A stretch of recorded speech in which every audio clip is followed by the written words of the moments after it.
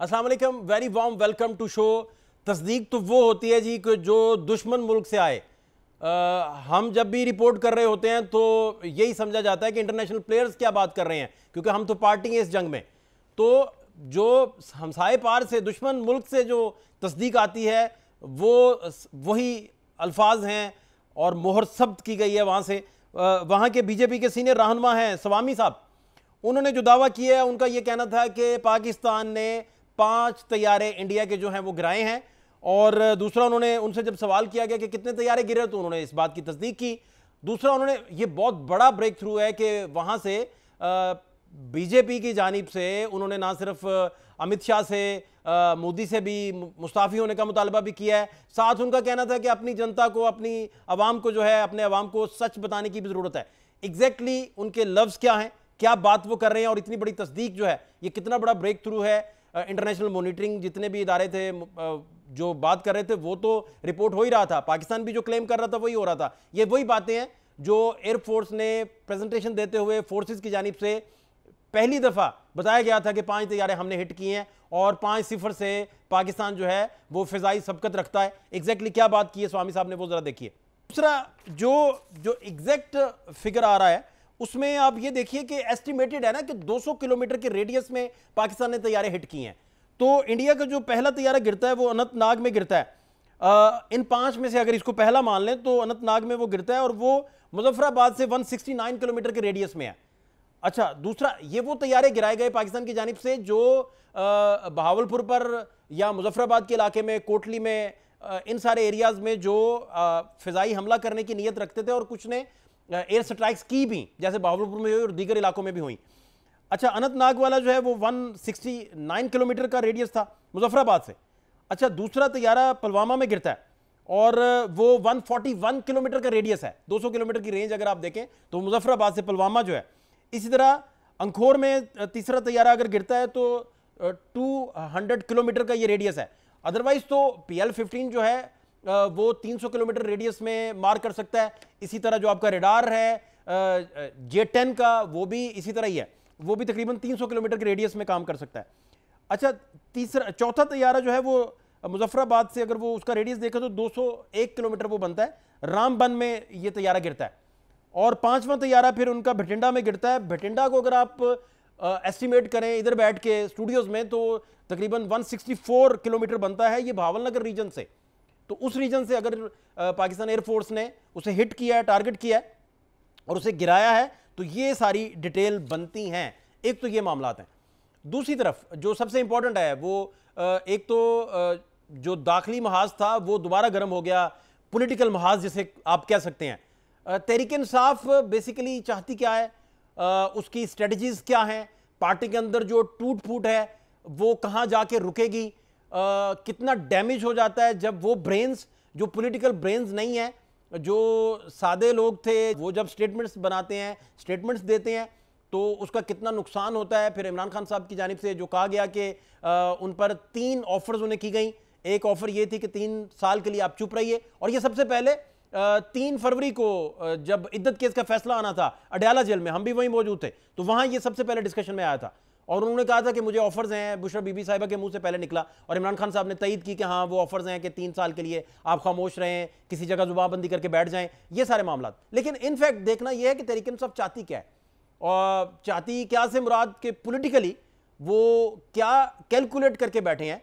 Party के अंदर आवाज़ें कुछ और हैं, पार्टी के वो लोग जो PTI से थोड़ा डिस्टेंस कर गए हैं वो कुछ और बातें कर रहे हैं। तो इन सारे माहौल में आप ये देखिए, ज़रा रिपोर्ट एक देखिए कि इसका उन्वान ही ये है कि तहरीक इंसाफ आखिर चाहती क्या है।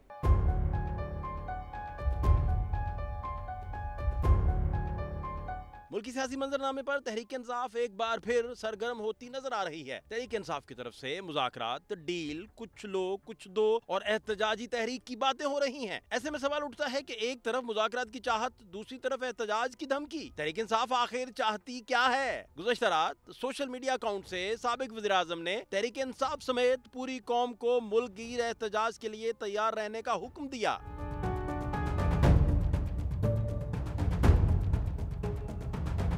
बानी पीटीआई ने अपने पैगाम में 3 अहम बातों का जिक्र किया। उन्होंने कहा कि उन्हें 3 साल के लिए मौजूदा निजाम को चलने देने के लिए कहा गया, मगर उन्होंने ये तस्लीम नहीं किया। इन पर 26वीं आईनी तरमीम को तस्लीम करने से मुताल्लिक भी जोर डाला जा रहा है और 9 मई के वाकयात पर माफी मांगने का मुतालबा भी किया जाता है। यहाँ इंसाफ होना तो दूर की बात, इंसाफ होता नजर भी नहीं आ रहा। उनका मजीद कहना था कि जब इंसाफ का हर दरवाजा बंद कर दिया जाएगा तो फिर पुरअमन एहतजाज के सिवा कोई रास्ता नहीं बचता।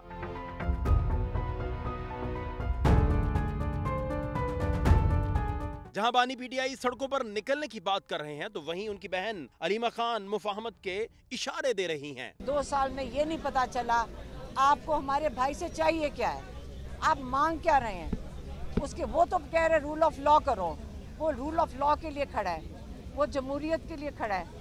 आप बताएं वो क्या चीज़ छोड़े तो आप उसको रिहा करेंगे।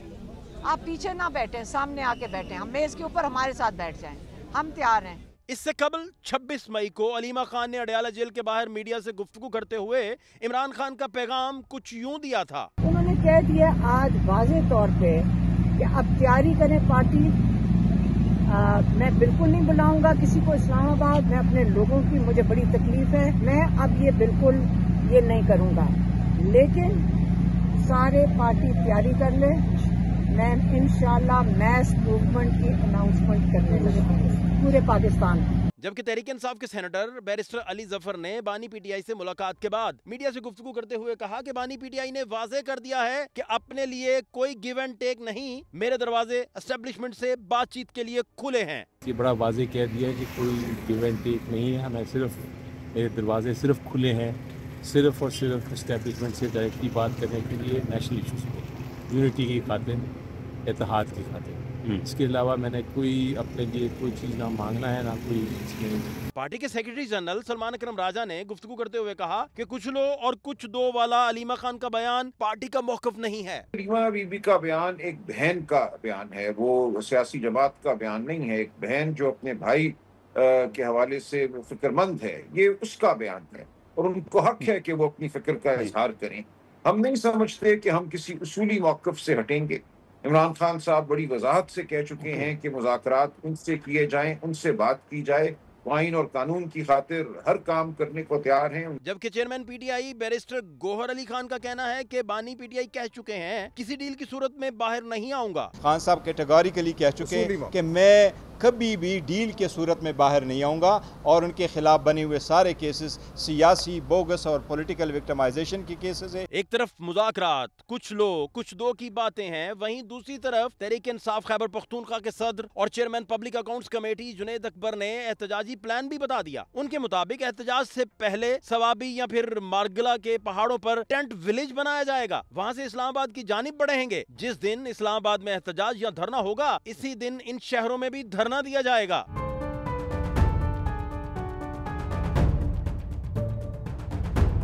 हुकूमत इन बयानात को डील से ताबीर कर रही है। सेनेटर इरफान सदीकी ने अपने एक बयान में पीटीआई से सवाल करते हुए पूछा कि कुछ लो और कुछ दो के मानी अगर डील, सौदेबाजी और एनआरओ नहीं तो क्या है? बानी पीटीआई के पास किसी को देने के लिए क्या रह गया है?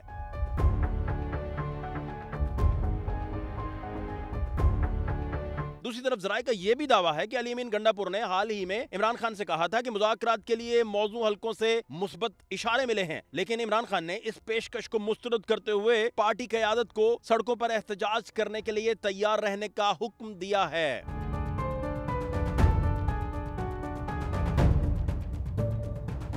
तहरीक इंसाफ की मुबहम पॉलिसी को लेकर पार्टी के अंदर भी बेचैनी पाई जाती है। एडवोकेट फैसल चौधरी को क्यों लग रहा है कि मुज़ाकरात के लिए हुकूमत और एस्टेब्लिशमेंट की कोई मजबूरी नहीं है? ये बात तो माननी पड़ेगी कि इस वक्त कोई कंपल्शन नहीं है एस्टेब्लिशमेंट के ऊपर या प्रेशर नहीं है गवर्नमेंट के ऊपर भी कि वो बात करें, और अगर वो बात करना चाहेंगे तो अपने TORs के ऊपर करेंगे। लेकिन जब इस सिचुएशन में जो नॉर्मली अप्रोच होती है सेन अप्रोच ये होती है कि जब आप पोजीशन ऑफ स्ट्रेंथ पे होते हैं तो फिर आप मामलात को दुरुस्त तरीके से हैंडल कर सकते हैं। तहरीक इंसाफ के रहनुमा शौकत यूसुफजई ने भी तशवीश का इजहार किया है कि तहरीक इंसाफ कशमकश का शिकार है। पार्टी में हिकमत अमली का फुकदान नजर आ रहा है। दूसरी तरफ रुकन कौमी असम्बली शेर अफजल मरवत पार्टी पर अलीमा खान के कब्जे की बातें कर रहे हैं।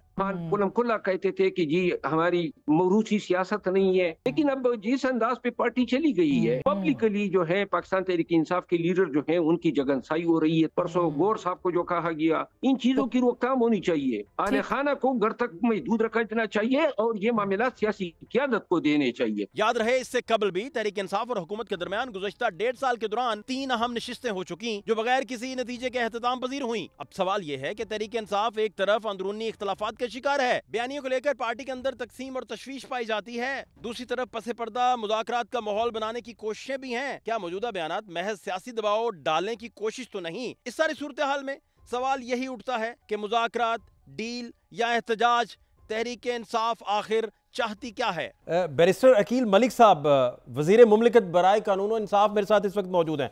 बैरिस्टर साहब बहुत शुक्रिया। सियासी मंजरनामे पे बहुत सारी चीज़ें मैंने आपसे जाननी है, लेकिन जो सबसे पहले मैं जानना चाह रहा हूँ कि बीजेपी के सीनियर रहनुमा की जानिब से, स्वामी साहब की जानिब से तस्दीक आई ऑफिशियली कि भाई 5 तैयारे हमारे गिर गए और मोदी साहब ने जो है वो सारा गुरूर इंडिया का खाक में मिला दिया। इस पे मैं सबसे पहले आपका टेक चाहूँगा जी। बिस्मिल्लाहिर्रहमानिर्रहीम। फात साहब बहुत बहुत शुक्रिया।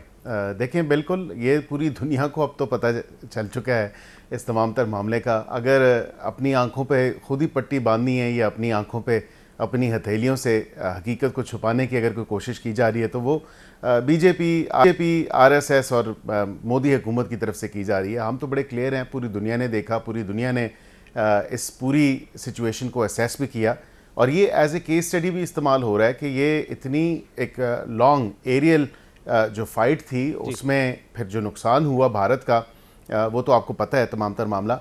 अब वो मान रहे हैं, फ्रांस उनसे कहता है हमें इजाज़त दे दें, हम आके इंस्पेक्शन करेंगे। वो एक they're up against each others throats, मतलब लिटरली वो एक दूसरे के गिरबान पकड़े हुए हैं इस तमाम तर मामले के ऊपर। और वहाँ पे मोदी हुकूमत इजाज़त नहीं दे रही, जहाज़ भी उनसे लिए और वो कंपनी आके इंस्पेक्ट करना चाहती है और उसको इजाज़त भी नहीं मिल रही है। वाइडली रिपोर्ट हो रही हैं चीज़ें।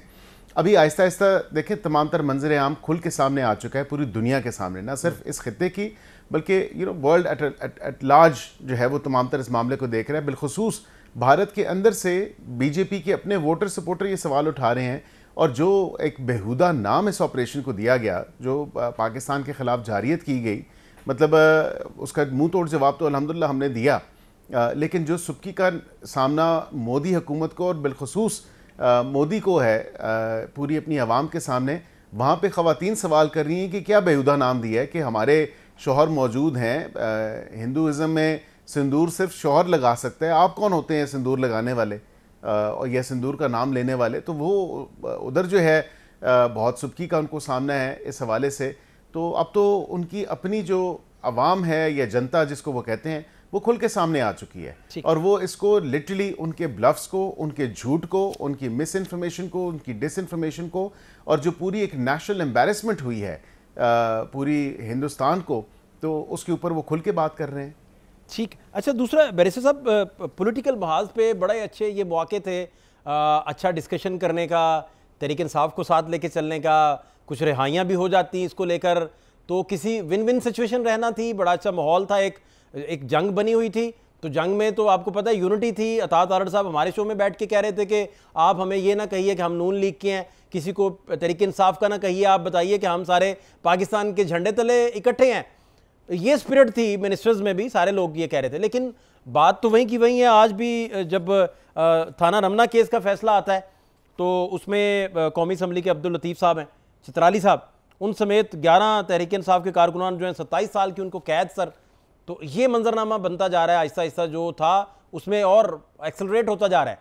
ये सर इसी तरह ही रहेगा फिर ये मामला सारे? नहीं, देखिए मैं फात साहब इस बात को तो डिनाई नहीं किया जा सकता कि एक अफसोसनाक वाक़या 9 मई का जो है वो हुआ, दैट टुक प्लेस, और वो एक प्रिसिजन के साथ, एक कोऑर्डिनेशन के साथ, एक प्री प्लानिंग के साथ तमाम तर वाक़या हुआ, जिसकी तो देखें ना एक कानूनी तौर पे भी देखें या अदरवाइज़ भी देखें तो उसकी तो कोई माफ़ी तलाफ़ी नहीं है। और उसमें तो अदालतों ने फैसला करना है, अदालत के अंदर केसेस हैं। कोई वैंडलाइज करता है, कोई तमाम तर क्रिमिनलिटी कमिट करता है और वो अगर स्टेट के ख़िलाफ़ हो तो even more so the reason इस तमाम तर मामले पे, तो उस पर तो कम अज़ कम जो सज़ाएँ हो रही हैं या जो मामला चल रहे हैं वो अदालतों के अंदर हैं। जहाँ पे आपने बात की यूनिटी की, यगानगत की और एक मुत्तहद होने की, बिल्कुल पूरी कौम मुत्तहद हुई जंग के दौरान। किसी ने अबव एनी पार्टी लाइंस, और किसी ने ये नहीं देखा कि वो काफ से है, लाम से है, मीम से है, नून से है। किसी ने अपनी सियासी जमात की सपोर्ट नहीं की, सब ने पाकिस्तान की सपोर्ट की, and which is a very good thing, क्योंकि हम पाकिस्तानी पहले हैं, फिर हम रंग, नस्ल, मज़हब और ये तो बाकी चीज़ों में बाद में बटे हैं, और पॉलिटिकल एफिलिएशंस भी बाद में ही आती हैं। तो इस तमाम तर मामले पे मैं आपको ये ज़रूर बता सकता हूँ कि ताली दो हाथ से बचती है। आप जिस डिस्कोर्स की तरफ इशारा कर रहे हैं, डायलॉग या एक बेहतर माहौल की तरफ जो आप इशारा कर रहे हैं, तो वो तभी पॉसिबल हो सकता है कि दूसरी इतराफ़ से भी जमहूरी रवैयों के ऐन मुताबिक जो तकाज़े हैं उनको पूरा किया जाए। और वो तकाज़े यही डिमांड करते हैं कि आप सियासी मसाइल का हल सियासी जमातों के साथ बैठ के सियासी बैठकों में तलाश करें, ना कि आप over and above any sort of constitution जो है आप कहें कि जी एस्टैब्लिशमेंट से बात करनी है, फिर आप थोड़ा सा पानी का बहाव चेक करने के लिए या पानी का दर्जा हरारत क्या है वो चेक करने के लिए आप टेस्टर लगाएं और आप शोशा छोड़ें और आप कहें जी कि कुछ ले और कुछ दे की बात हो जाए। फिर उस पर भी अगर बात नहीं बनती तो फिर यही समझ आती है कि नहीं जी इस्टेब्लिशमेंट के लिए दरवाजे खुले हैं, बाकी सियासी जमातों से हमने बातचीत या गुफ्तगू शनीत नहीं होना। तो ये तो ना जो मेरी तरीका है, ना कोई जमहूरी रवैया है। वाक़तन अगर रूल ऑफ लॉ की बात की जाती है, कोई जमहूरियत की बात की जाती है, तो बिल्कुल आके बैठें। वो बात की बात है कि सियासी जमातों के पास कितनी कोई ताकत है या कितना कोई मैंडेट है या कितनी कोई जो है स्टैंडिंग है उनकी, ये तो तभी पता चलेगा ना जब कोई बैठेंगे, कोई बात होगी। हाफ हार्टेडली और हाफ वे थ्रू तो नहीं छोड़ के जाया जा सकता। बिरसा साहब ये ठीक है, आपका जो आर्गूमेंट है आपका गवर्नमेंट का, यही जारी बात है, गवर्नमेंट कहती है जी हमारा क्या है, आप डायलॉग भी करें, दोनों हाथों से ताली बजनी चाहिए वगैरह वगैरह। लेकिन जो सबसे बड़ा एतराज़ गवर्नमेंट पे आया तहरीक इंसाफ की जानिब से, वो कई दफ़ा ट्विटर हैंडलर जो बानी पीटीआई का, उनसे भी इस एतराज़ का इजहार किया गया कि ऑर्केस्ट्रेटेड था ये सारा। 9 मई जो है आप हमें फुटेज दे दें उसकी, और दूध का दूध पानी का पानी हो जाएगा। एक वो एलिगेशन उठाते रहे, दूसरा वो ये कहते रहे कि एक एक रहनुमा पर 3-3 शहरों की FIRs जो बड़ी मुज़क्का खेज थी।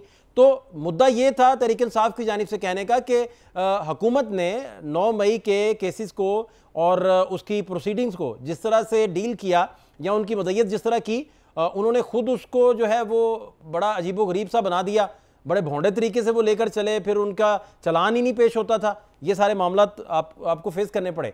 इस पे वो कहते थे कि गवर्नमेंट दीवार से लगा रही है, अपोजिशन जमातों को फिर चदर चार दीवारी का जो तकद्दुस है उसे पामाल करने के लिए लोगों के घरों में पुलिस जाती रही और रिकॉर्ड पे बहुत सारी चीज़ें। इस चीज़ को कैसे एड्रेस फिर करेंगे? देखिए, मैं थोड़ा सा इसके ऊपर रोशनी इस हवाले से डाल दूं कि पहली तो बात है कि 200 से ज़ायद हसास मकामात पे हमला किया गया, केयरफुल प्रिसीजन के साथ, जिस तरह मैंने अर्ज़ किया, और एक कोऑर्डिनेशन के साथ, एक प्री प्लानिंग के साथ तमाम तर 9 मई के अफसोसनाक वाक़े को आगे बढ़ाया गया और अमली जामा पहनाया गया एक मखसूस सियासी जमात की तरफ से। अब वो मखसूस सियासी जमात जो है ये कहती है कि भोंडे तरीके से FIRs हुई, चलें उनकी मैं ये भी बात मान लेता हूँ कि कोई ना कोई इस्तगासा से सुकम रह गए होंगे या कुछ ना कुछ ऐसे पॉइंट्स होंगे, क्योंकि अकेले कुल तो कोई भी नहीं होता। लेकिन ये बात तो वाज़े तौर पे आप भी मानते हैं, ये पूरी दुनिया मानती है कि एडिंग एंड एबेटिंग भी तो कुछ चीज़ होती है। अब ये तो नहीं है कि फ़िज़िकल आप मियांवाली में भी पाए जाएं, फ़िज़िकल आप लाहौर में भी पाए जाएं और फ़िज़िकल आप जो है GHQ में भी पाए जाएं, ये तो पॉसिबल नहीं है। लेकिन उस प्लानिंग के अंदर या वो फर्दर मैसेज डिसेमिनेट करने के अंदर, क्योंकि ग्रुप्स भी बने हुए थे, वो तमाम तर मामला था कि जिस तरह बुलवाइयों की तरह जो है बुलवाया गया इन तमाम तर जत्थों को, और फिर उनको इंस्ट्रक्शंस दी गई, उनको मोबिलाइज किया गया, उनको इश्तियाल दिलवाया गया, उनको वहाँ पे पहुँचाया गया। तो कहीं ना कहीं तो उनका क्रिमिनल एलिमेंट का रोल मौजूद है। तो कानून तो हमें यही सिखाता है कि एडिंग एंड एबेटिंग भी जो सहूलतकारी है वो भी उतना ही जुर्म के मुर्तकिब होते हैं जितना मेन जुर्म करने वाला present at a certain spot at a certain time and a place होता है। अब यहाँ पे ये बात मैं आपको ज़रूर बताऊँ कि कहा जाता है कि हमें CCTV नहीं दिखाई। चलो ये भी बात मान ली जाती है कि इनका CCTV जो इनकी डिमांड थी वो भी इनकी ख्वाहिश पूरी होगी। सीसीटीवी भी मंजर यहाँ पे आ चुकी है, क्योंकि हम तो रॉ जो वीडियोज़ हैं, जो एमेचर वीडियोज़ हैं, उसके थ्रू अगर आप देखें, जो विद नेकेड आई आप देख सकते हैं कि जो उनके अपने लोगों ने बनाई है, वो ना किसी काफली के बंदे ने, किसी नून लीग के बंदे ने, किसी पीटीआई ने तो नहीं बनाई ना, पीपल्स पार्टी ने तो नहीं बनाई, वो तो बनाई है पीटीआई के अपने लोगों ने। जो पीटीआई के लोग जिन्ना हाउस देख लें, कोर कमांडर के घर की तरफ, जीएचक्यू के बाहर देख लें, मियाँ वाली के बाहर देख लें, दीगर जगहों पे देख लें, बहुत सारे इंसिडेंट्स हैं जिनकी अपनी वीडियोस बनी है, बट सीसीटीवी भी मौजूद है उसका। जी, मैं ये चाह रहा हूँ आपसे जानना, ये चाह रहा हूँ कि देखिए दुश्मन ताक में बैठा हुआ है, ये बड़ी ज़बरदस्त बात थी कि वहाँ से भी अब तस्दीक आती है और हमें कुदरत ने बहुत बड़ी फतह नसीब की, और इसके साथ साथ इंटरनेशनल दुनिया में भी पूरी दुनिया हमारे साथ खड़ी थी, हमारे दोस्तों समेत, वो तो चलें सफारती महाज पर भी। लेकिन आप ये देखिए कि जब तक आप सेटल नहीं करेंगे अपोजिशन के मामलात, अभी शाह महमूद कुरैशी ब्रेन हैं बड़े, साबिक वज़ीर ख़ारजा भी, उन्हें भी इन वफूद का हिस्सा बनाया जाता गुड जेस्चर के तौर पर, क्योंकि सारे पहचान एक थी, सब एक फ्लैग के नीचे इकट्ठे थे। तो इस तरह का गवर्नमेंट के एंड पे कोई जेस्चर या बड़ा दिल करके कुछ ऐसा नहीं किया गया कि बात जो है वो सेटल होने की तरफ जाए।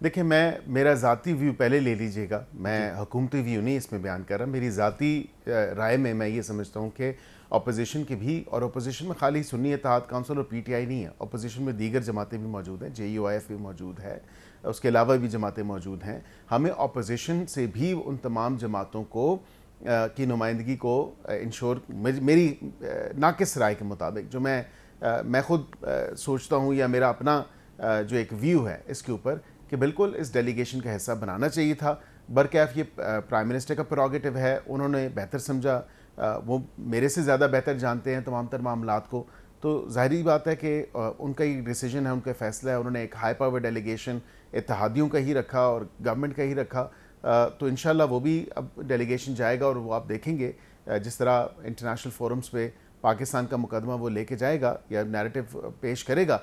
यहाँ पे दूसरी बात जो आपने इसके हवाले से की, तो थोड़ा सा असल में पीटीआई को इंट्रोस्पेक्शन की ज़रूरत है। माहौल तो बहुत अच्छा है, जंग बिल्कुल जीत चुके हैं, दुश्मन के ख़िलाफ़ जीते हैं, लेकिन थोड़ा सा मुझे अफसोस के साथ ये भी फाद साहब कहना पड़ता है कि दुश्मन के तरीके में, उसके बिहेवियर में, उसके डिमीनर में, या उसके टोन और टेनर में, और माजत के साथ इस पार्टी में, या इसके टोन और टेनर में, इसके बिहेवियर में, या इसके डिमीनर में जो अभी तक डिपिक्शन हुई है तमाम तर चीज़ की, जो दिखाया है, उसमें कोई खासा फ़र्क नहीं है, कोई 19-20 का ही फ़र्क। मैं जानना ये चाह रहा हूँ कि कुछ लो और कुछ दो का जो प्रपोजल आया अलीमा खान साहिबा की जानिब से, उस पर कोई अमल दरामद हो सकता है? कोई गवर्नमेंट इस पर सोचे, बैठें दोनों पार्टीज, कोई हल करें, सेटल करें?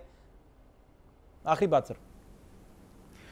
देखिए, मैं अदालती मामलात जो हैं उस पर तो किसी किस्म का रिलीफ मावराए कानून या अदालत वो तो नहीं मिल सकता। हुकूमत से तो इस चीज़ की तवक्को नहीं करनी चाहिए कि हुकूमत शायद जो है वो रिलीज़ कर देगी बग़ैर किसी अदालती प्रोसीडिंग के बग़ैर, ऐसा तो पॉसिबल नहीं है।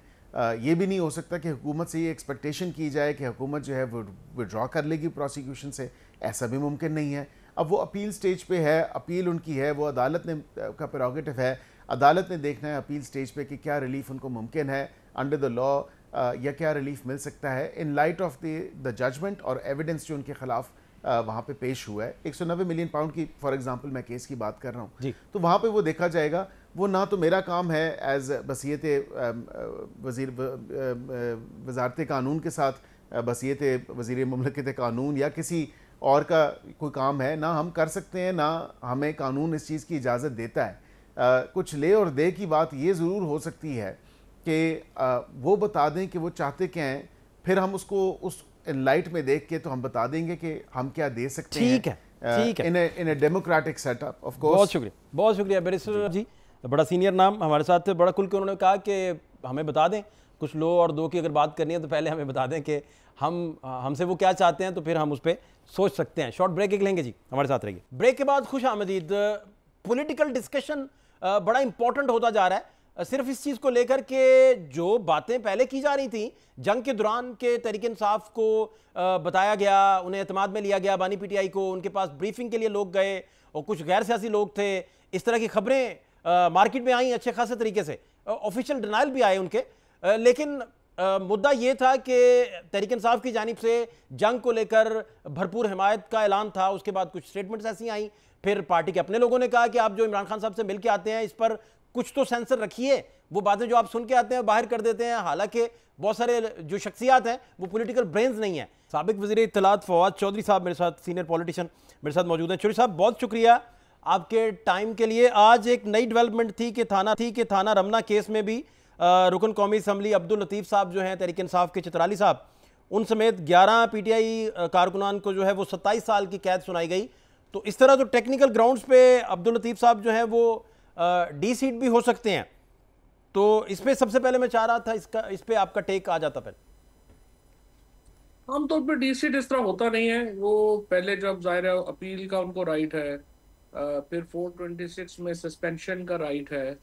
तो अगर तो मतलब आप प्योरली लीगल साइड के ऊपर जाएं फिर तो वैसे ही इसको 1-2-3 साल तो वैसे ही चाहिए कि इसको कॉन्क्लूड होने में, तो वहां तक पहुंचते हुए हो तो नहीं सकता। लेकिन पाकिस्तान में इस वक्त कौन सा कोई आइन कानून वगैरह, तो इस वक्त ऐसी उसकी बात करना ऐसे तकल्लुफ वाली बात ही है। हम तो इस वक्त ज़ाहिर है एक डार्क अफ्रीका का कोई मुल्क है जिसके अंदर कानून, आइन, जुडिशरी, इदारे तमाम जो हैं वो एक इर्रेलेवेंट गुफ्तगू है। अच्छा, आपकी मुलाकात जो खान साहब से हुई एग्जैक्टली चौधरी साहब, क्या डिस्कशन वहाँ हुआ और क्या माहौल था, क्या बातें हुई?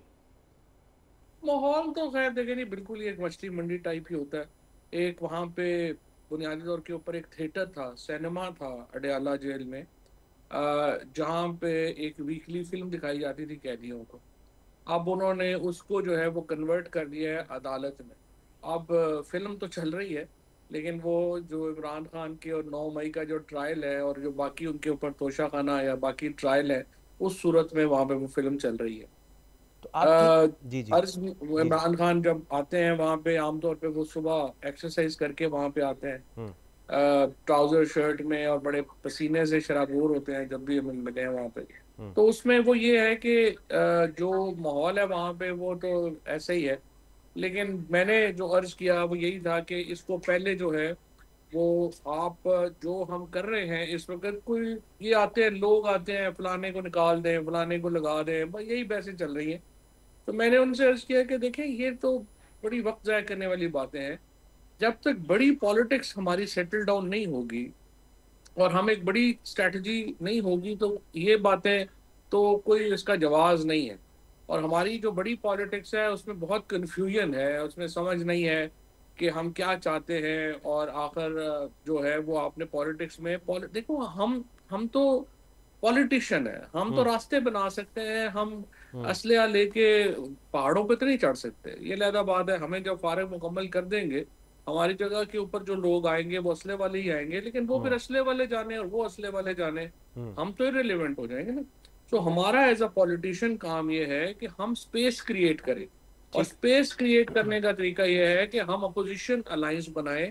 क्योंकि ये बात इस वक्त बड़ी नामुनासिब है कि तहरीक इंसाफ की एस्टैब्लिशमेंट से लड़ाई है, हमारी हुकूमती जमातों से लड़ाई है, और हम सोच रहे हैं ये काफी नहीं है, सारी अपोजिशन पार्टियों से भी हमारी लड़ाई होनी चाहिए।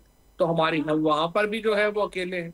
तो ये हमारा इस वक्त जो मसला है इसको हल करने की जरूरत है, और ये देखने की जरूरत है कि हमें सियासत में तनहा नहीं होती, और ना ही जो पार्लियामेंट्री डेमोक्रेसी है ये टेक ऑल के ऊपर ये बनती है। इसमें कुछ लोग कुछ दो का असूल के ऊपर ही आगे चलना पड़ता है। नहीं चौधरी साहब, आपकी बातों से उन्होंने इत्तेफाक तो किया, लेकिन एग्जैक्टली उन्होंने आगे से क्या बात की, और अग्री अगर आपसे कर भी गए तो उसकी कोई पॉलिसी, कुछ ऐसा मैकेनिज्म नहीं, या नहीं कुछ भी नहीं। उन्होंने बात बड़ी गौर से सुनी, उन्होंने कहा अच्छा मैं सोचता हूँ, करता हूँ। लेकिन मुझे यही लगता है कि वो जो पीटीआई की जो मौजूदा लीडरशिप है वो अभी मजीद प्रॉब्लम यह है कि वो जेल से बाहर होते हैं तो वो और बातें करते हैं, जेल के अंदर जाके वही कहते हैं कि जी तहरीक ही होनी चाहिए, और आप एक इशारा करेंगे लाखों लोग खड़े हो जाएंगे। एक मिसकम्युनिकेशन इमरान खान उसका शिकार है। उन्हें गलत मौलाना फजल रहमान से अलायंस के ऊपर उनको बिल्कुल गलत ब्रीफिंग्स दी गई। उनको जो पाकिस्तान की सियासी सूरत हाल है उसके ऊपर उन्हें जो है वो उस तरह से जो देखे ना, अगर एक आदमी जेल में है उसको क्या चाहिए, एक तो उसको रेलिवेंट इंफॉर्मेशन चाहिए, फिर उसको एडवाइस चाहिए, और फिर जो वो हिकमत अमली बनाए उस पर इम्प्लीमेंटेशन का तरीका चाहिए। ये तीनों चीजें लैक करती हैं और बहुत ही सतही आई वुड से कि उनकी इस वक्त एडवाइजरी है। मैं पूछना ये चाह रहा हूं कि अभी कुछ दिन पहले ही आप फरमा रहे थे कि जो भी इमरान खान साहब से मिलके आता है उसे सेंसर नहीं करता, एग्जैक्ट वही कह देता है, पॉलिटिकल ब्रेन ना होने की वजह से वही कह देता है जो नहीं कहना चाहिए। तो आप भी कुछ चीजें हाइड तो नहीं अभी कर रहे, कुछ छुपा तो नहीं रहे? एग्जैक्टली ऐसा ही हुआ जो आप बता रहे हैं। नहीं, हमारे तो हाइड करने वाली कोई चीज है नहीं ना, वो तो मैं ये बात कर रहा था। देखिए ना, मैं और आप 10 चीजें ऑफ कैमरा बात करेंगे, लेकिन हम हर चीज कैमरे पे तो नहीं कर देते। मिसाल के तौर के ऊपर ये जो कमेंट था कि ये बादशाह सलामत बन गए हैं, ये बिल्कुल लाइट एक मूवमेंट के अंदर ऐसे ही जो है वो मजाक के ऊपर जो है वो खान साहब ने बात की थी, उसको ऐसे बाहर करने की, इस तरह से पहुंचाने की और फिर करने की जरूरत नहीं थी। इससे मेरा ख्याल हम हर वो काम कर रहे हैं जिससे तरक्कियां बढ़े। और आपके पास जिस तरह देखो ना, मैं आपसे ये कर रहा हूँ, हम मुसल्ला जद्दोजहद वाले लोग तो है नहीं, हम तो नहीं कर सकते। आपने पॉलिटिकल आपने अपने रास्ते निकालने हैं, चीजें निकालनी है, फिर आपको अलायंस चाहिए, फिर आपको जरा स्पेस क्रिएट करनी है, उसके ऊपर आगे जाना है, उसके मुताबिक आगे चलना है ना। सिर्फ सोशल मीडिया पे गालियां देने से तो इनकलाब नहीं आ जाता। अच्छा, आप अभी एग्जैक्टली बड़ी अहम बात कर रहे थे कि मौलाना फजलुर रहमान साहब के अलायंस को लेकर इमरान खान साहब को जो ब्रीफिंग्स दी गई हैं वो हकायक पर मबनी नहीं थी। इस पे क्या शेयर आप कर सकते हैं? ऐसा क्या बताया गया इमरान खान साहब को जो नहीं था? नहीं, इमरान खान साहब को यही बताया गया कि जी हमने तो बड़ी कोशिश की, एस्टैब्लिशमेंट के कहने के ऊपर मौलाना फजलुर रहमान रोज अपनी पोजीशन बदलते हैं।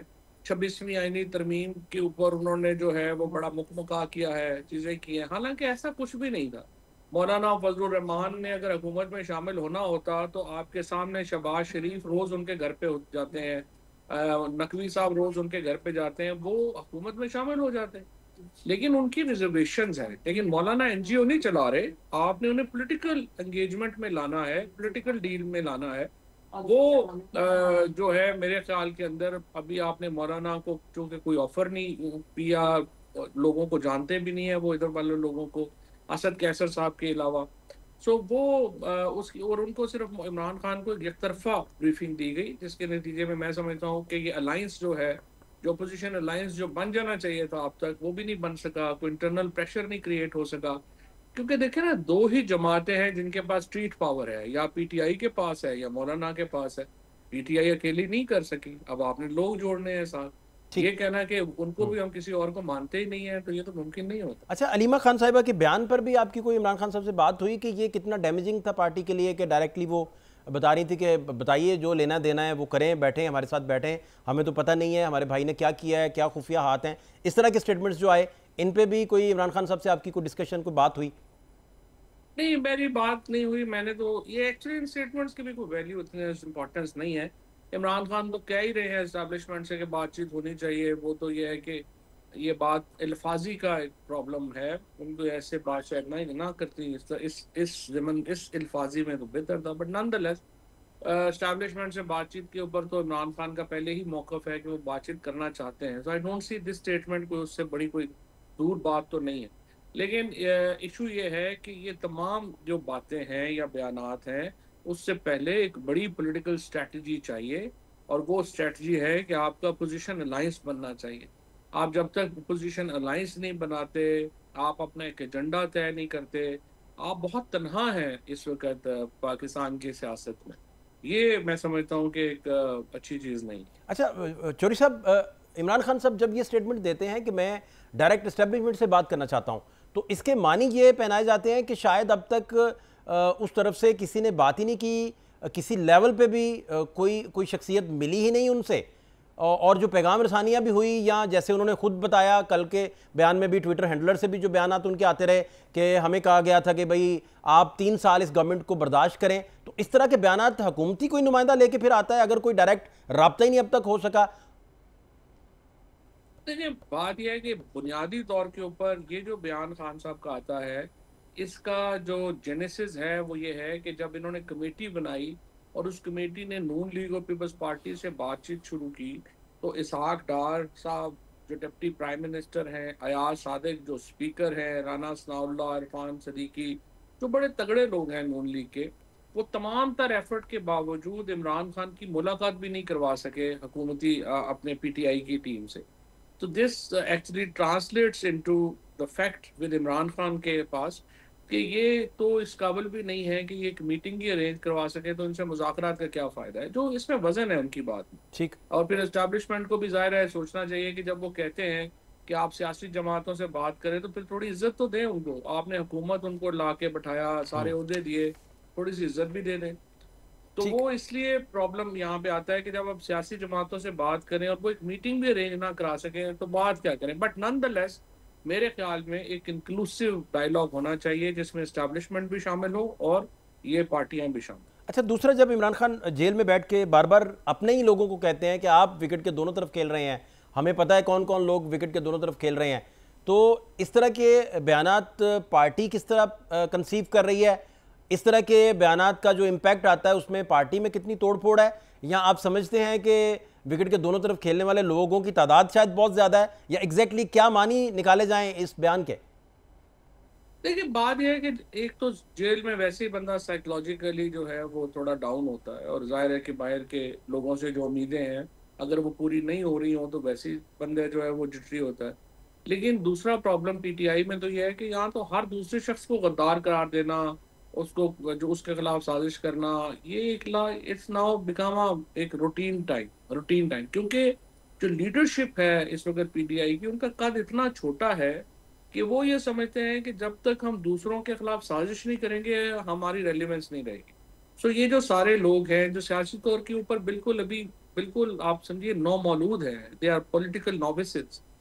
किसी ने 8 महीने किसी की पॉलिटिक्स है, किसी की 10 महीने सियासत है, तो इनको समझ में नहीं आती। सो जब आप इमरान खान को 24 घंटे उनकी टीम ये फीड करेगी कि ये भी खिलाफ है, वो भी खिलाफ है, वो भी आपके, तो वो फिर यही तासुर बन जाएगा। तो आप आने वाले दिनों में ये जो डेट्स लोग दे रहे थे, 5 जून को जी इमरान खान बाहर आ रहे हैं, ईद वो जी अपनों के साथ करेंगे, अभी फिर आप फाइनली आप क्या देख रहे हैं? और माहौल भी नहीं है चौधरी साहब, तहरीकों का भी माहौल नहीं है, और ये इमरान खान साहब को भी कन्वेड है ना। ये तो ज्यादा ऐसे यूट्यूब के ऊपर या अपनी फॉलोइंग बनाने के लिए या ऐसे लोग करने के लिए ऐसी डेट्स जो हैं वो देते रहते हैं। जाहिर है इसकी कोई लॉजिक नहीं बनती। जब तक एक प्रॉपर पॉलिटिकल कैंपेन नहीं होगी, जब तक हुकूमत दबाव में नहीं आएगी, एस्टैब्लिशमेंट ये महसूस नहीं करेगी कि इनसे बात की जरूरत है, वो कोई क्यों करेगा। तो अभी फिलहाल इस तरह का कोई इन्वायरमेंट नहीं है। इन्वायरमेंट क्रिएट करना होता है आपने, वो इन्वायरमेंट होगा तो ये चीजें हो सकेंगी, वरना नहीं हो सकेंगी। बहुत शुक्रिया। सीनियर सियासतदान फवाद चौधरी साहब, साबिक वज़ीर इत्तलात मौजूद थे। बड़ी अहम तरीन गुफ्तगू उन्होंने की, और सबसे जो बड़ा उनकी तरफ से क्रक्स था वो यही था कि तहरीक इंसाफ के लोगों ने जो इमरान खान साहब को चीज़ें कन्वे की, उनकी वो इतनी एक तरफा थी कि जिसकी वजह से मौलाना फजलुर रहमान साहब की वजह जो है वो इमरान खान साहब की और वो दूरियों की बायस बनी। ये वो सारी चीज़ें बड़ी इंपॉर्टेंट डिस्कशन थी ये, और भी बहुत सारी चीज़ें प्रोग्राम में शामिल करते हैं। शॉर्ट ब्रेक लगे, हमारे साथ रहिए। ब्रेक के बाद खुश आमदीद। ब्रेक से पहले भी यही डिस्कशन हो रहा था कि आखिर तहरीक इंसाफ जो है वो क्या चाहती है, क्या उसके पास ऑप्शंस हैं, ख़ास तौर पर क्या सियासी ऑप्शंस हैं। और दूसरा, जब तहरीकों का माहौल नहीं है, एहतजाज का कोई माहौल नहीं है, तो इन वाक़यात को कैसे रिलेट किया जा सकता है, इस वक्त को कैसे बेहतर बनाया जा सकता है अपने आप को लेकर, तहरीक इंसाफ को लेकर और स्ट्रेटजीज़ को लेकर। आमिर ज़िया साहब सीनियर जर्नलिस्ट हैं जी, हमारे साथ मौजूद हैं और सीनियर तजियाकार हैं। बहुत शुक्रिया आमिर साहब टाइम देने के लिए। मुझे जानना अब यह है कि तहरीक इंसाफ के मामले पर तो सारे लोग कह रहे थे कि जंग का माहौल है जी, हालात को बेहतर हुए हैं, कोई लोग गए भी हैं, इमरान खान साहब को ब्रीफ भी किया गया है और उन्होंने अपनी हिमायत का और यकीन दहानी भी करवाई है कि हम साथ रहेंगे। फिर सोशल पेजेस भी उनके बड़े साथ रहे। लेकिन फिर आपने देखा कि इमरान खान साहब के जो बयानात आए, फिर अलीमा खान साहिबा ने जो रिसेंट बयान दिए जिसमें मुज़ाकरात और दीगर के हमें तो पता ही नहीं हमारे भाई के साथ मसला क्या है, हमारे साथ बैठिए बात कीजिए। फिर उन्होंने कहा जो भी खुफिया आते हैं, इस तरह की सारी बातें। अभी एग्जैक्टली मामला तो वहीं के वहीं खड़े हैं जहां से शुरू हुए थे, या आपको लगता है कि कोई बेहतरी की जो उम्मीद थी वो बची है अभी भी? देखिए, जहां तक खारजा ताल्लुकात का मामला है, जहां जब बैरूनी दुश्मन पाकिस्तान पे हमलावर होगा तो कोई भी पाकिस्तानी होगा उसका यही होगा कि उसके तमाम तरह इख्तलाफात के बावजूद वो अपनी हुकूमत के साथ खड़ा होगा, अपनी रियासत के साथ खड़ा होगा, फौज के साथ खड़ा होगा। जो कि हमने देखा कि तहरीक इंसाफ ही नहीं, पूरा पाकिस्तान जो था, जब भारत ने पाकिस्तान को ललकारा तो सारे पाकिस्तानी जो थे वो जुड़ के खड़े हो गए। लेकिन इसका मतलब ये नहीं है कि जो उसके अंदरूनी तदाद है हमारी सियासत के, वो खत्म हो गए हों। वो तदाद अपनी जगह बाकी हैं। और तजाद को दूर करना जो है वो ज़ाहिर है कि जो हुकूमत वक्त होता है, जिसके पास इख्तियार होता है, उसका काम होता है। अब ज़ाहिर है कि अगर तहरीक इंसाफ को ये लगेगा कि हमने हिमायत कर दी, हमने मुश्किल वक्त में, कड़े वक्त में आपके साथ खड़े हो गए, लेकिन हम देख रहे हैं कि जो एक कहते हैं मेक एंड ब्रेक केस है, फर्ज करें मखसूस नशिस्तों का, उसमें जो है किस तरह की गुफ्तगू हो रही है, वो ये देख रहे हैं कि जनाब जो पॉलिटिकल विक्टिमाइजेशन है उसी तरह से जारी है। हाँ। जो दबाव की सियासत, उनको जो है खुल के काम करने का मौका नहीं दिया जा रहा, या as a legitimate political force जो है उसको तस्लीम नहीं किया जा रहा, तो ज़ाहिर है वो अपने ऑप्शंस खुले रखेंगे। और उसमें मेरे ख्याल में कि काफी इन्होंने सब्र और तहम्मुल का मुजाहरा किया। देखिए नवंबर के बाद जो एक मैसिव क्रैकडाउन हुआ था, तहरीक इंसाफ इस पोजीशन में नहीं थी कि वो किसी किस्म का एहतजाज रद्द-ए-अमल करे, क्योंकि कॉस्ट ऑफ प्रोटेस्ट जो है वो उसकी कीमत बहुत बढ़ा दी गई है। तो अब अगर वो सोच रहे हैं कि जी हम इतने मजबूर हो गए कि हम दोबारा वही रिस्क ले जो हमने नवंबर में लिया था, तो उसका मतलब है कि उनको ये एहसास हो रहा है कि हुकूमत जो है वो सिर्फ वक्त गेन कर रही है, फायदा उठा रही है, और उसके बदले में तहरीक इंसाफ कुछ नहीं दे रही है। और वो देना क्या होगा, वो यही होगा ना कि उनको क्विड प्रो को के तौर पे उनके जो लेजिटिमेट राइट्स हैं, जो उनको गलत, या तो उनको दूर करें उनके शिको शुबात को, या कानून के मुताबिक अमल करें, या उनको मतलब है एक जरा सा वो दे, काम करने की इजाजत दे। तो जब तक वो नहीं मिलेगा ये कंट्रडिक्शन रहेगा हमारे यहाँ। अच्छा, दूसरा आमिर साहब, ये थाना रमना हमला केस में कुछ देर पहले फैसला भी आया है आज ही, तो उसमें रुकन कौमी असम्बली अब्दुल लतीफ हैं चित्राली साहब, उन समेत जो तहरीक इंसाफ के 11 कारकुनान थे उनको 27 साल के लिए कैद सुनाई गई है। अब उसमें यह होगा कि चित्राली साहब भी अगर हाई कोर्ट और सुप्रीम कोर्ट से वहां से कोई इन्हें रिलीफ मिलता है तो अलहदा बात है, अदरवाइज वो डी सीट का प्रोसेस भी शुरू हो जाएगा, जिसको तहरीक इंसाफ में सबसे पहले फैसल चौधरी साहब ने टीवी पर बैठकर एक प्रोग्राम में कहा कि एक बड़े पैमाने पर लोग डी सीट किए जाएंगे और रस्ते हमवार किए जाएंगे। गवर्नमेंट का इस तरह का भी कोई प्लान है? अगर कोई मुज़ाकरात हो रहे होते, कोई पसे पर्दा चीज़ें होती, तो इन सारी चीज़ों में शायद कुछ नॉर्मलाइज होती, कोई हालात बेहतर होते, कोई हुकूमत की मदयत जो थी उसमें कोई वीकनेस आपको नजर आती। लेकिन यहां तो मदयत बड़ी जबरदस्त चल रही है और सजा भी हो गई 27 साल। आपने दुरुस्त कहा कि यही एहसास है कि जनाब हुकूमत जो है वो किसी भी किस्म का लचक का मुजाहरा नहीं कर रही और तहरीक इंसाफ के लिए स्पेस को मजीद श्रिंक किया जा रहा है। फिर मेरे ख्याल में निज़ाम को इस बात का भी एहसास हुआ है कि जी जो भारत के खिलाफ कन्फ्रंटेशन हुई है, वो समझते हैं कि हमारी जो मकबूलियत है उसमें इजाफा हो गया है, तो हम लोग जो है this is the time to go for the kill. अब ये अगर उनके जहन में है तो मेरे ख्याल में एक पाकिस्तान की जो सियासत में कंट्रडिक्शंस हैं, तज़ादात है, उसको बढ़ाने वाले के मुतरादिफ होगा। होना ये चाहिए था कि इस पूरे वाक़े के बाद, क्योंकि भारत का जो खतरा है वो बदस्तूर मौजूद है और वो बरह रास्त भी जारियत कर सकता है, बिलावास्ता भी कर सकता है। गो के बेशक ट्रूप रिडक्शन हो रही हो इस वक्त, बैक टू जो कहते हैं ना 22 अप्रैल से पहले वाले आप उसके ऊपर चले जा रहे हों, लेकिन खतरा बदस्तूर है। तो ऐसे वक्त में जो है कि आप पॉलिटिकल रिप्रोचमेंट की तरफ जाएं। लेकिन अगर आप ये करेंगे कि जी डिसीट करेंगे, आप जो है सजाएं देंगे, आप जो है उनको एक जमहूरी एक्टिविटी होती है ना कि आप जलसा करो, जुलूस करो, उसकी इजाजत नहीं देंगे, तो उसका मतलब क्या होगा कि हो सकता है कि ताकत के बल पे भी आप कुचल दें, लेकिन सोसाइटी के अंदर वो कंट्रडिक्शन रह जाएंगे। तो आप कितने मजीद महाज खोलेंगे? आप देखिए बलूचिस्तान में एक बैरूनी इमदाद के तहत जो है वहाँ पे एक मसला है हमारे साथ, केपी में एक मसला है, फिर एक जो मेन स्ट्रीम की पोलिटिकल पार्टी है उसको अगर आप दीवार से लगा देंगे और उसको इस तरह से डी सीट करेंगे, पहली मखसूस रिश्तों के ऊपर आपने 1 साल भर से ज्यादा मामले को उटकाया है, गो कि सुप्रीम कोर्ट ने उसके ऊपर फैसला किया, लेकिन फिर आपने कानून ही बदल दिया उसका, आपने rule of the game change कर दी। जब ये सब कुछ हो रहा होगा तो फिर पाकिस्तान की सियासत में इस्तेकाम मुश्किल है। आप डंडे की हद तक, एक डंडे की म्याद होती है, उम्र होती है, उसके बाद फिर डंडा काम करना छोड़ देता है, पुराना हो जाता है। बिल्कुल सही। अच्छा, दूसरा आप समझते हैं कि बाहर तो हालात सारे बदल गए इंडिया की जारियत के बाद, और पाकिस्तान ने जिस तरह से जवाब दिया वो अब सारे हालात यहाँ के बदल चुके हैं, सियासी जो मामला थे वो सारे तब्दील हो चुकी हैं। अब एहतजाज की कोई सूरत हाल है नहीं तहरीक इंसाफ के लिए।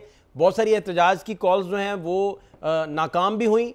अगर कुछ ऐसा हुआ भी तो फिर वो नवंबर का मामला हो गया, 26 नवंबर हो गया, उसके बाद और हालात ख़राब हो गए। 9 मई के बाद जो मुकदमात हुए, पंजाब में लोग निकलना बंद हो गए, तो वो हालात नहीं। तो अब इमरान खान साहब ने जो ट्वीट किया बानी पीटीआई की जानिब से, वो कहा गया कि उनके जो हैंडलर से ट्वीट आया उसमें यही कहा गया कि हमें कहा गया था कि आप 3 साल के लिए खामोश रहें, फिर कहा गया कि 26वीं तरमीम को माने, फिर 9 मई पर माफ़ी मांगे वगैरह वगैरह, ये सारा मामला था। तो पॉलिटिकल आप समझते हैं कि कोई स्ट्रेटजी तहरीक इंसाफ के पास बची है, या ये कोई नेचर की ड्राइव का मुंतज़िर हैं कि भाई कोई फितरी ड्राइव इन्हें मिलेगी तो हालात कोई बेहतरी की तरफ जाएंगे? देखिए, दो बातें हैं कि जब भी आप एक कहते हैं ना कि इस वक्त निजाम के साथ जब आप लड़ रहे होते हैं तो उसमें हमेशा निजाम शुरू में हमेशा मजबूत होता है और हो सकता है कि वो प्रिवेल भी कर लेता है, लेकिन उसके नतीजे में जो है आपकी जो मुल्क है वो कमजोर हो रहा होता है, उसके अंदर जो फिशर्स हैं उसमें इजाफा हो रहा होता है। तो ये हम सबको सोचना चाहिए कि ये जो रास्ता है कि आपने कानून बदल दिया, आइन बदल दिया, आप बेशक आपने भारत के साथ लड़ने में लोगों की सपोर्ट एक बात है, लेकिन उसका मतलब ये नहीं हुआ कि लोगों ने जो है शरीफ खानदान की हिमायत शुरू कर दी, उनको तहे दिल से अपना रहनुमा मान लिया हो, या जरदारी खानदान को उन्होंने कहा कि जी यही इस मुल्क के निजात दहिंदा है। पाकिस्तानी क्या मानते हैं? पाकिस्तानियों की जो कसीर तादाद है वो कहती है कि साफ शफाफ इंतखाबात हों, जो भी जीते, अक्लमंद जीते, नालायक जीते, उसको आप जो है हुक्मरानी उसको दे दें। अब अगर आप इस चीज को डिनाई करेंगे और इस चीज के ऊपर आपने एक मुतनाज़ा इलेक्शन के तहत जो है, चले आपने मुतनाज़ा इलेक्शन करा दिए, उसके बाद भी कम से कम फिर आपको जो है जगह देनी पड़ेगी जो लेजिटिमेट पॉलिटिकल फोर्सेज है उनको। अगर आप मुसलसल को चलते रहेंगे तो हो सकता है कि पीटीआई का एक जो धड़ा है, ये लोग जो मुखालफत करते सिस्टम की, वो थक हार के बैठ जाए, लेकिन उसके नतीजे में मजीद शिद्दत पसंद लोग पैदा होंगे। बात ये होती है कि आप जब तक चीजों को जो है दबाया जा सकता है, फिर बहुत सारे जब कंट्रडिक्शंस होते हैं सोसाइटी में वो मिल जाते हैं और फिर वो किसी बड़ी सानहे को या किसी तब्दीली को जन्म दे सकते हैं। तो बेहतर ये होता है, क्योंकि हमारा जमहूरी मुल्क है, हम सबको अपने मुल्क का दर्द है, तो हम लोग बैठकर बातचीत के जरिए इत्तेफाक राय पैदा करें, रूल्स ऑफ द गेम तय करें। आप याद करें एक जमाने में, आपको मुझसे ज्यादा तजुर्बा है, बसीरत रखते हैं कि एक जमाने में इस्टेब्लिशमेंट नवाज शरीफ से इतना ही नाराज हुआ करती थी जितनी आज इमरान खान से है, जब प्लेन हाईजैकिंग केस हुआ था, मगर फिर हमने देखा कि वो चीजें बदल गई। तो जब बदल सकती हैं तो फिर बजाय इसके कि वक्त का इंतजार किया जाए, आप एग्जॉस्ट करें। ठीक, बिल्कुल सही। इसमें गाइड कर दें फैसल चौधरी साहब का एक स्टेटमेंट आया, अब चूंकि वो इमरान खान साहब से मिल भी रहे हैं, उनकी वकालत भी करते रहे हैं, वो कहते हैं कि एस्टेब्लिशमेंट या हुकूमत की कोई इस वक्त मजबूरी नहीं है कि वो इमरान खान साहब से बात भी करें। तो अब पहले तो कोई थोड़ा तवाजुन था, अब तो बिल्कुल वो तवाजुन भी बिगड़ गया। तो फिर आपसे अगर पूछा जाए डायरेक्ट सवाल कि अब जो लोग कह रहे थे कि 5 जून तक इमरान खान बाहर आ सकते हैं, इस तरह की बातें जो स्पेकुलेट हो रही थी, इनका वजूद अब कहाँ रहेगा, या अभी भी आप समझते हैं कि कोई सूरत बची है? देखिए, मैं तो ख्वाहिश की बात करूं कि इत्तेफाक राय हो। अगर आप ये पूछें कि सूरत हाल है क्या, तो सूरत हाल जो है वो तहरीक इंसाफ के हक में नहीं है। और ये मेरे ख्याल में तसल्ली दिलासे देने वाली बात है कि इमरान खान जो है वो ईद से पहले रिहा हो जाएंगे, कि दूर दूर तक आसार नहीं है, क्योंकि शतरंज की जो बिसात बिछी हुई है सियासी हमारे सामने, उसमें जो है लग ये रहा है कि निजाम अपने आप को समझ रहा है कि मैं बहुत मजबूत हूँ और मैं जो चाहे मैं कर लूंगा। मगर इसका मतलब ये नहीं है कि उस निजाम को अवाम में कबूलियत भी हासिल हो, क्योंकि ये निजाम ओप्रेसिव है बहुत ज्यादा। इसकी आप देखें, जिस तरह से हमारी मईशत चलाई जा रही है, जिस तरह से हमारे दीगर मामला चलाए जा रहे हैं, पीका का कानून है, आपने अदलिया के साथ जो कुछ किया है, तो कंट्रडिक्शन बड़े हैं। बहुत शुक्रिया। आमिर ज़िया साहब सीनियर एनालिस्ट हमारे साथ मौजूद थे, बड़ी डिटेल से पॉलिटिकल गुफ्तगू सारी कर रहे थे, लेकिन एंडिंग नोट्स जो हैं वो वही हैं जिसमें बीजेपी के सीनियर रहनुमा हैं सवामी साहब, और वो अब बता रहे हैं, हम नहीं अब बता रहे, हम तो पार्टी है ना, वो बता रहे हैं, दुश्मन मुल्क से बताया जा रहा है। सवामी कह रहे हैं कि मोदी ने सारे का सारा जो इंडिया का गुरूर था वो खाक में मिला दिया है, और पाकिस्तान की जानिब से 5 तैयारे गिराए गए थे, ये वो इंडिया की जानिब से बीजेपी ही तस्दीक कर रही है, और ये फर्स्ट टाइम तस्दीक हुई है। फाद शहबाज खान को इजाज़त दीजिए, अल्लाह ने के बाद।